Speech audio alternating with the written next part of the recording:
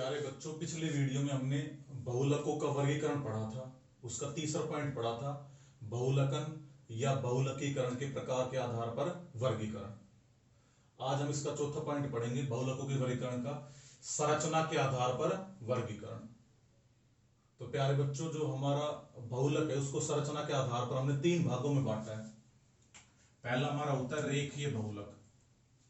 रेखीय बहुलक, तो जो हमारे रेखीय बहुलक होते हैं इनकी जो संरचना होती है उसमें इस प्रकार से रेखीय संरचना होती है। ये कुछ इस प्रकार की संरचना होती है, जैसे हमारे जो टीन शेड होता है उसमें जो खांचे होते हैं उसमें एक टीन के ऊपर दूसरी टीन, तीसरी टीन, चौथी टीन जो मकान पर डाली जाती है, तो इस प्रकार से व्यवस्थित हो जाए। इस प्रकार की संरचना किसकी होती है? रेखीय बहुलक की। इनके गलनांक और क्वथनांक बहुत अधिक होते हैं और इसको उदाहरण क्या है? उच्च घनत्व की polythene, HDP, high density polyethylene, high density polyethylene, PVC, polyvinyl chloride. तो ये किसके उदाहरण है? रेखीय बहुलक के। तो इसकी स्ट्रक्चर इस प्रकार की होती है। दूसरे हमारे आते हैं साखित श्रृंखला बहुलक।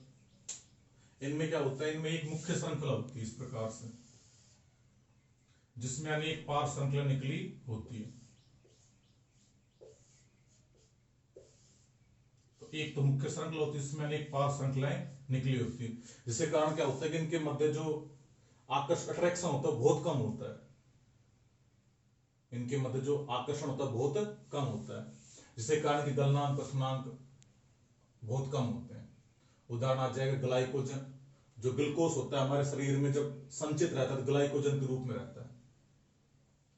निम्न घनत्व की पॉलीथीन, एक उच्च घनत्व की पॉलीथीन आती है, एक जिसका घनत्व निम्न होता है वो पॉलीथीन आती है। तो निम्न घनत्व की जो पॉलीथीन है वो तो साखित श्रृंखला बहुलक के अंदर आएगी और उच्च घनत्व की पॉलीथीन आएगी रेखीय बहुलक के अंदर। तो इनकी संरचना इस प्रकार की होती है। तीसरे हमारे होते हैं त्रियक बंद जाल बहुलक। इनमें क्या होता है? इनमें जो रेखीय संरचनाएं होती है, ये जो रेखीय संरचनाएं दे रखी है, ये रेखीय संरचना है। इनके मध्य भी त्रियक बंद उपस्थित होते हैं इस प्रकार से,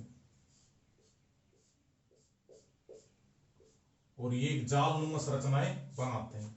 इसलिए हम कहते हैं त्रियक बंद जाल बहुलक या त्रियक बंद जाल क्रम बहुलक। इसके उदाहरण आ जाएगा बैकेलाइट। ये एक प्रकार का प्लास्टिक होता है, आगे पढ़ेंगे इसके बारे में। एक आएगा वल्कनीकृत रबर, इसके बारे में हम आगे चर्चा करेंगे कि वल्कनीकृत रबर क्या होता है और बैकेलाइट हमारा क्या होता है। तो संरचना के आधार पर बहुलकों को तीन भागों में बांटा गया है। अगला जो वर्गीकरण है हमारा बच्चों,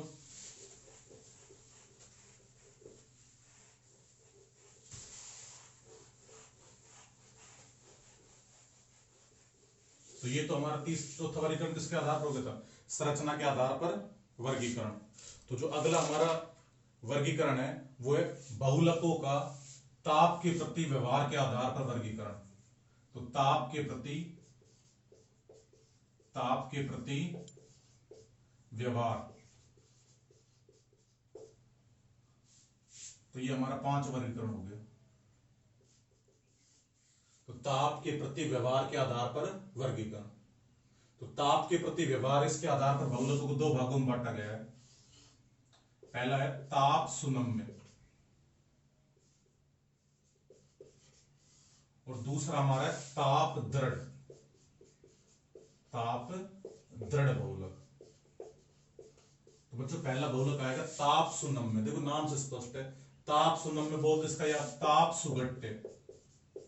ताप सुगट्टे मतलब क्या इसका? जो ताप सुनम्य या ताप सुगट्टे बहुलक होते हैं, इनको गर्म करने पर ये मुलायम हो जाते हैं। तो गर्म करने पर क्या होते हैं? ये पिघलते हैं या मुलायम हो जाते हैं। तो गर्म करने पर ये पिघलते हैं और ठंडा करने पर पुनः जम जाते हैं। तो वे बहुलक जिन्हें बार बार गर्म करके किसी सांचे में ढालकर इच्छित आकृति की कोई दूसरी वस्तु बनाई जा सके, तो वो हमारे क्या कहलाएंगे? ताप सुनम्य, ताप सुगट्टे बहुलक। तो इन बहुलकों का हम बार बार उपयोग कर सकते हैं। मान लो हमने कोई एक खिलौना बना लिया इस प्रकार का मान लो हमने कोई खिलौना बना लिया। अब इसमें से हम क्या करते हैं कि हम दूसरे प्रकार का मान लो इस प्रकार खिलौना बनाना चाहते हैं, तो हम क्या करेंगे, इसको गर्म करेंगे, तो गर्म करेंगे तो पिघल जाएगा, पिघलने के बाद इसको इस प्रकार के सांचे में डाल लेंगे तो इस प्रकार का आकार ग्रहण कर लेगा। तो इन बहुलकों का हम बार बार उपयोग कर सकते हैं। तो ऐसे हमारे बहुलक कहलाते हैं ताप सुनम्य ताप सुगट्टे बहुलक, जो गर्म करने पर पिघल जाते हैं और तथा जिन्हें अपनी इच्छित आकृति में ढाला जा सकता है, तो हमारे क्या कहलाएंगे, ताप सुनम्य ताप सुगट्टे बहुलक। दूसरे हमारे जो बहुलक है वो है ताप दृढ़ बहुलक। तो जो हमारे ताप दृढ़ बहुलक होते हैं इन्हें अर्धद्रव्य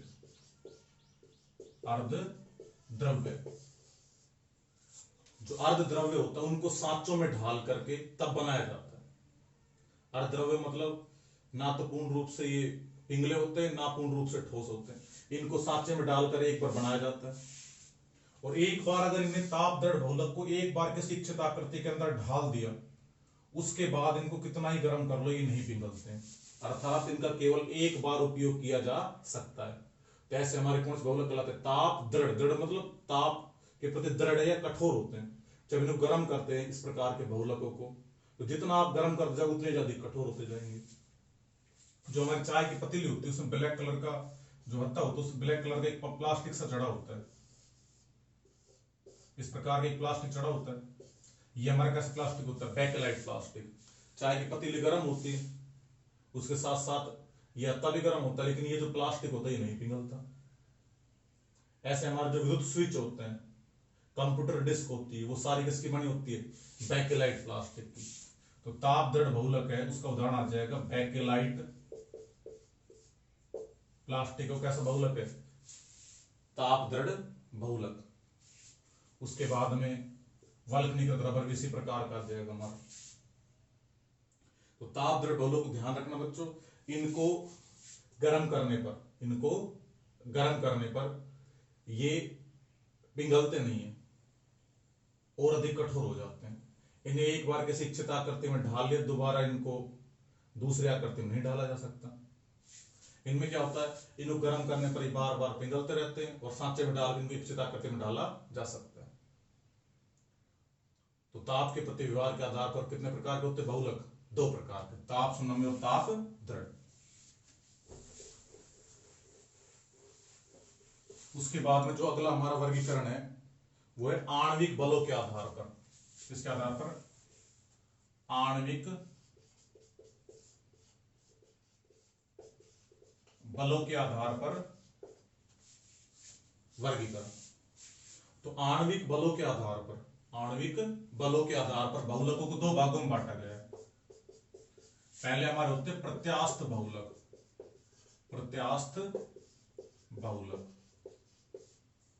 और दूसरे हमारे होते हैं रेसे बहुलक। तो उसका ताप सुनम्य बहुलक का उदाहरण आ जाएगा, जितने भी हमारे रेखीय बहुलक होते हैं, जितने भी रेखीय बहुलक वो किसके अंतर्गत आते हैं, ताप सुनम्य। जैसे पीवीसी हो गया, पॉलीवाइनिल क्लोराइड हो गया, पीवीसी मतलब पॉलीवाइनिल क्लोराइड, पॉलीस्टाइरीन हो गया, वो सारे हमारे कैसे बहुलक है, ताप सुनम्य बहुलक। उसके बाद आणविक बलों के आधार पर बहुलक दो प्रकार के होते हैं, प्रत्यास्थ बहुलक और रेस्य बहुलक। देखो नाम से स्पष्ट है, प्रत्यास्थ बहुलक तो वे बहुलक जिनमें प्रत्यास्थता गुण पाया जाता है। प्रत्यास्थता मतलब जिनको हम खींच सकते हैं, और जब हम खींचेंगे तो एक निश्चित सीमा तक खींचे जा सकते हैं, और जब वो बल हटाएंगे हम उन्हें अपनी वास्तविक स्थिति में आ जाएंगे, तो वो हमारे कौन से बहुलक कहलाते हैं, प्रत्यास्थ बहुलक। इनके मध्य दुर्बल अंतराणिक आकर्षण बल उपस्थित होता है। कौन से बहुलकों में, प्रत्यास्थ बहुलकों में। वो हाइड्रोजन बंध भी हो सकता है या कोई और वान डेर वाल्स बल हो सकता है। तो प्रत्यास्थ बहुलक होते ही इन्हें खींचने पर एक निश्चित सीमा तक ही बढ़ सकते हैं, और जैसे फोर्स हटाया जाता है अपनी पुनः स्थिति में आ जाते हैं। तो ये हमारे बहुलक कहलाते हैं प्रत्यास्थ बहुलक। इसका उदाहरण आ जाएगा Buna N rubber, Buna S rubber. दूसरे जो हमारे बहुलक होते रेस्य बहुलक। देखो नाम से स्पष्ट है, रेस्य बहुलक मतलब जिन बहुलकों का उपयोग रेसों के रूप में किया जाता है।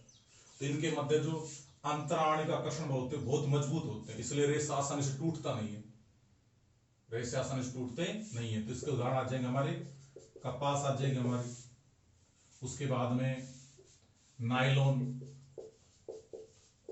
6 आ जाएगा, नायलॉन 6 आ जाएगा। तो ये सारे हमारे कैसे बहुलक कहलाते हैं? रेशे बहुलक।